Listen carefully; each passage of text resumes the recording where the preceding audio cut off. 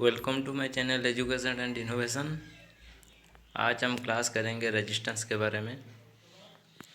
आज हमारा कंटेंट है व्हाट इज रेजिस्टेंस, रेजिस्टेंस क्या होता है, यूनिट एंड सिंबल, रेजिस्टेंस का यूनिट क्या है, उसका सिंबल क्या है।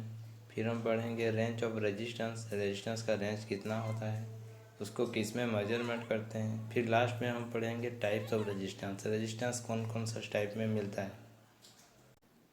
वीडियो स्टार्ट करने से पहले please take note copy and a pen for note down some important point. What is resistance, resistance के बारे में जानने से पहले प्लीज़ हमारा पिछले वाला वीडियो जो है रेजिस्टेंस के बारे में जो बेसिक क्लास हुआ था इसको थोड़ा देख लीजिए ताकि आपका फंडामेंटल क्लियर हो जाएगा। डिस्क्रिप्शन बॉक्स में आपको लिंक मिल जाएगा। व्हाट इज रेजिस्टेंस, रेजिस्टेंस क्या है देखते हैं।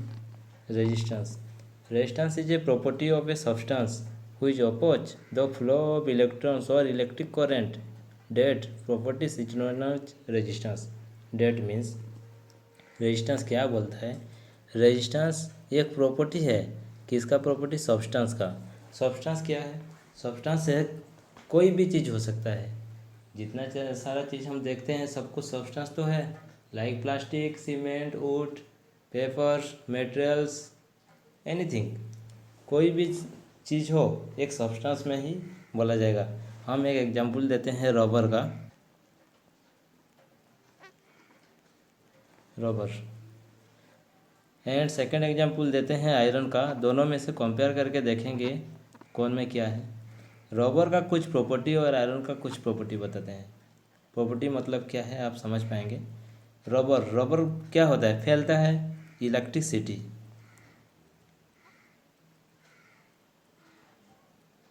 इलास्टिक, इसका एक प्रॉपर्टी है इलास्टिक, क्योंकि वो फैलने वाला प्रॉपर्टी उसका गुण है। और रबर के क्या होगा, रबर जलता है तो फ्लेमेबल। ठीक उसी तरह से आयरन का प्रॉपर्टी कुछ होगा, ये बहुत स्ट्रॉन्ग है तो ये हाई स्ट्रेंथ मटेरियल। फिर आप सुने होंगे लोहा से मैग्नेट बनाया जाता है, मैग्नेट किया जाता है तो ये मैग्नेटिज्म प्रॉपर्टी उसका है।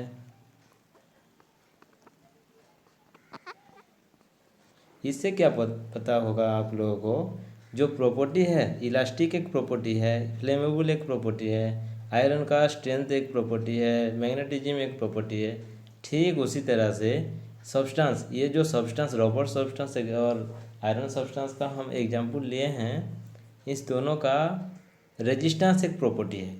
सो हम इस प्रॉपर्टी को क्या बोलते हैं, रेजिस्टेंस बोलते हैं। ये प्रॉपर्टी क्या करता है, ये प्रॉपर्टी जो इलेक्ट्रॉन्स को फ्लो होने से रोकता है, oppose the flow of electrons, ठीक है, जिसको इलेक्ट्रिक करंट बोला जाता है, फ्लो ऑफ इलेक्ट्रिक करंट। जो चीज़ रोकने का क्षमता करता है किसको, फ्लो ऑफ इलेक्ट्रॉन्स को, जो कि इलेक्ट्रिक करंट को, तो उसी प्रॉपर्टी को बोला जाएगा रेजिस्टेंस। तो property is known as resistance.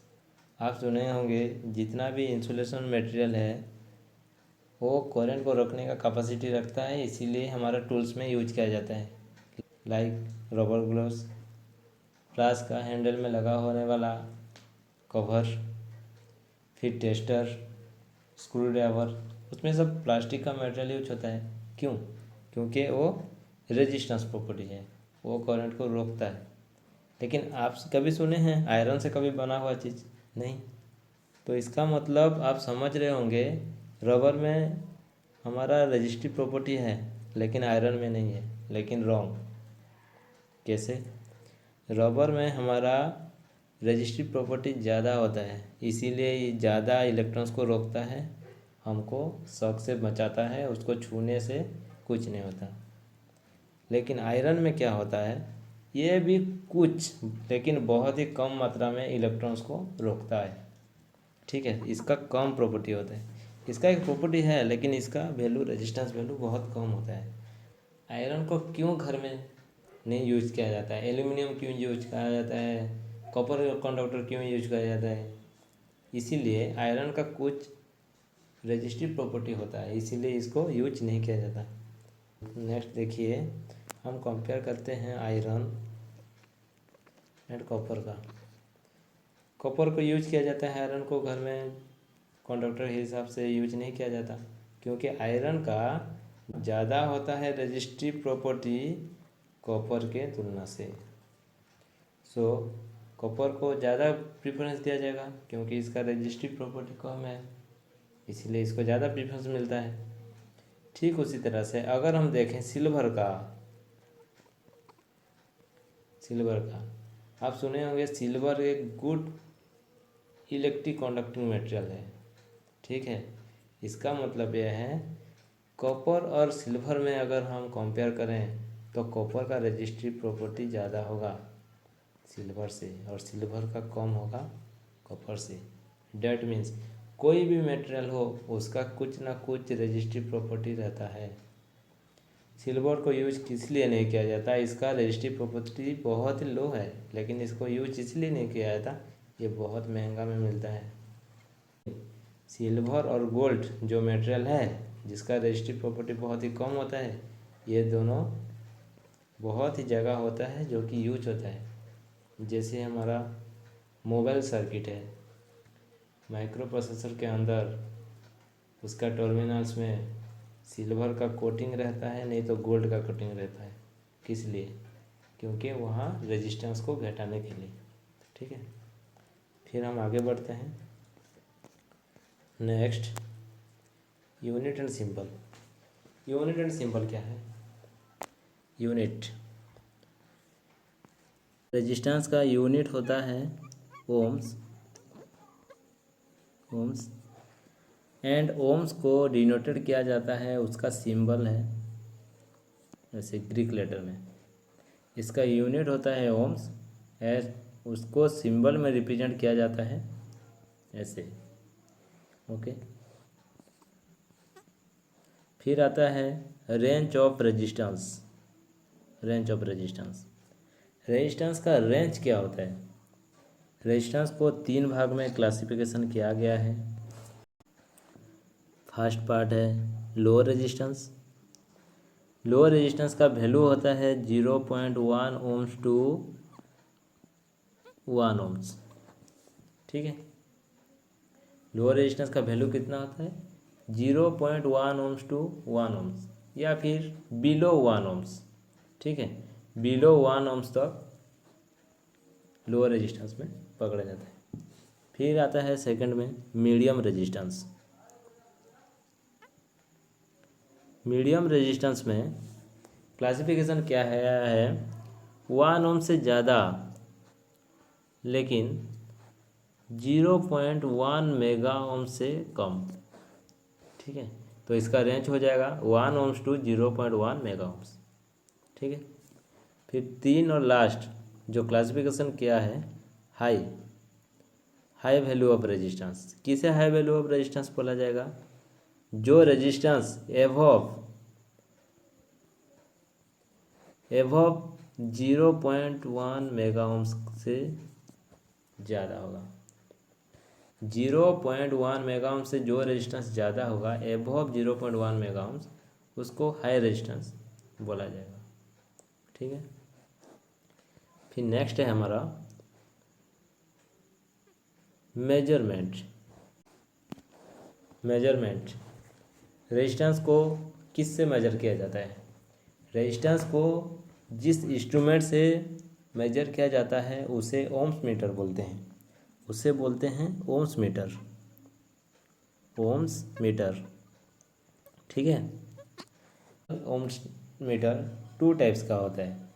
One है analogue ohms meter and second है डिजिटल ओम्स मीटर। ठीक है, वन एनालॉग टाइप का है और सेकेंड डिजिटल टाइप का। एनालॉग में क्या होता है? एनालॉग में एक नीडल होता है जो कि मीटर में शो करेगा कितना वैल्यू है। ठीक है, लेकिन डिजिटल में क्या है? डिजिटल में हमको नंबर से शो करेगा कितना वैल्यू है, 0.1 ओम्स है कि 5 ओम्स है कि 10 ohms है, ये हमको डिस्प्ले करके डिजिट में दिखाएगा। ठीक है, हम आपको दो फोटो दिखाते हैं, एनालॉग टाइप और डिजिटल टाइप का। बाकी ओम्स मीटर के बारे में हम आगे वाला क्लास में पढ़ेंगे। यह है हमारा डिजिटल मीटर, एनालॉग मीटर और एक टेस्टिंग करने वाला एक छोटा सा पिक्चर है। इसमें ये जो फर्स्ट में है ये है हमारा डिजिटल टाइप का, जो कि लेटर में शो करेगा कितना वैल्यू है।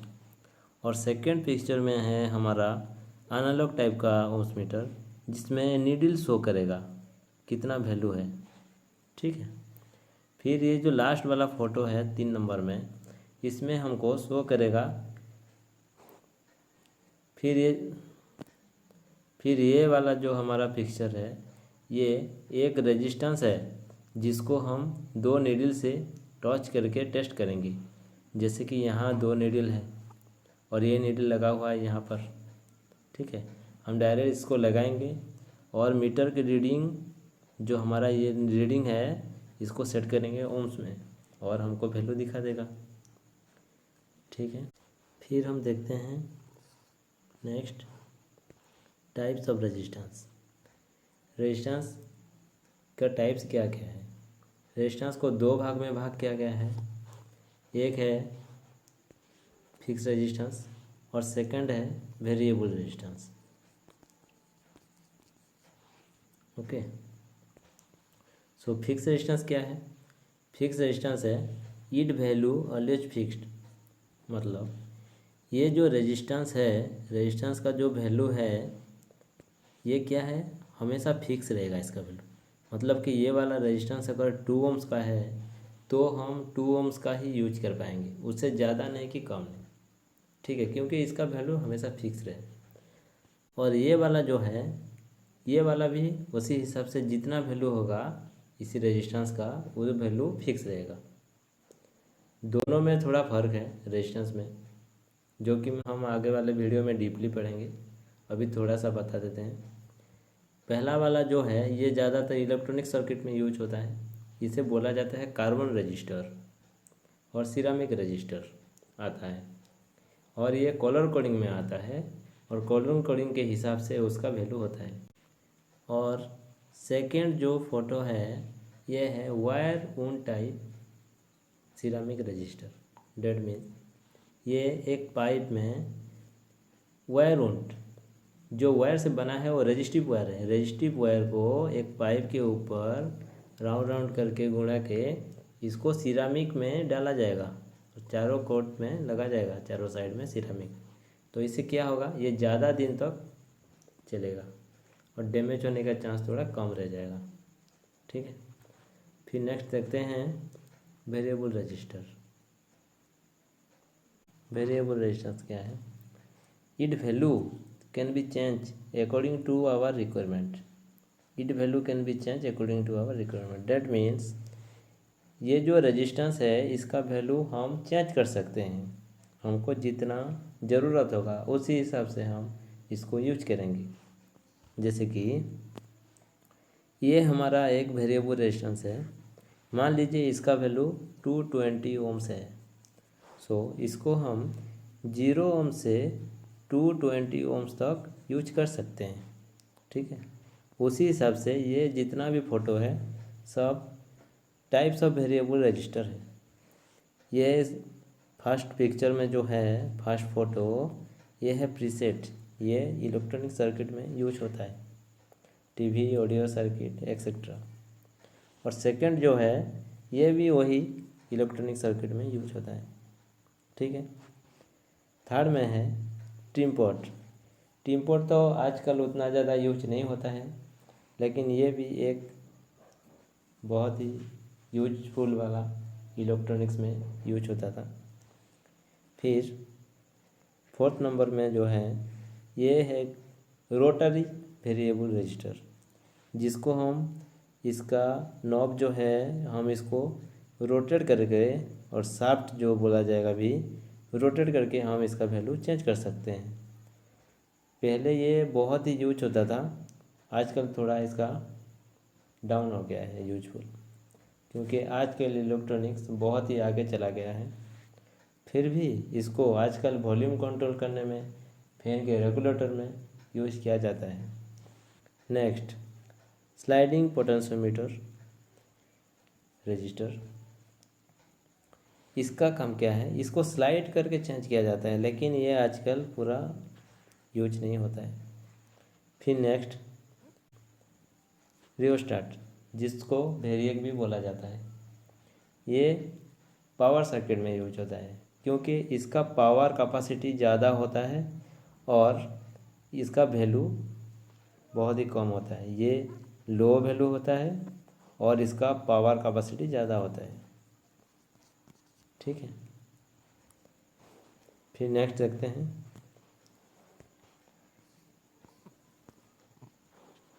सिंबल। ये जो सिंबल है ये फिक्स रेजिस्टेंस का सिंबल है, फिक्स्ड। ठीक है, फिक्स रेजिस्टेंस का सिंबल है। फर्स्ट में जो सिंबल है ये अमेरिकन स्टैंडर्ड सिंबल है, अमेरिकन स्टैंडर्ड। ठीक है, और सेकंड जो सिंबल है ये आईईसी स्टैंडर्ड सिंबल है। ठीक है, लेकिन आपको अगर एग्ज़ाम में पूछे रेजिस्टेंस का सिंबल बनाओ तो आप इस दोनों में से किसी को भी बना सकते हो, दोनों का आंसर राइट ही रहेगा। ठीक है, अगर आपको पूछे वेरिएबल रजिस्टर का सिंबल बनाओ तो कैसे बनाएंगे? पहले फिक्स रेजिस्टेंस बना दो और इसमें एक एरो मार्क देना पड़ेगा। ठीक है, कोई भी जैसे भी बनाओ फिक्स रेजिस्टेंस बनाओ और वेरिएबल रेजिस्टेंस का सिंबल बनाने से एक फिक्स एरो देना पड़ेगा। ओके, आशा करते हैं आपको ये वीडियो में बहुत कुछ सीखने के लिए मिला होगा। आगे भी हम अच्छा वाला वीडियो लेके आएंगे। आप लोगों के लिए एक क्वेश्चन है, क्यों शॉर्ट सर्किट होने पर रेजिस्टेंस का वैल्यू 0 ohms हो जाता है एंड ओपन सर्किट होने पर रेजिस्टेंस का वैल्यू इन्फिनिटी हो जाता है? प्लीज़ हमें कमेंट बॉक्स में इसका आंसर ज़रूर लिखिएगा। आज के लिए बस इतना ही। Thank you.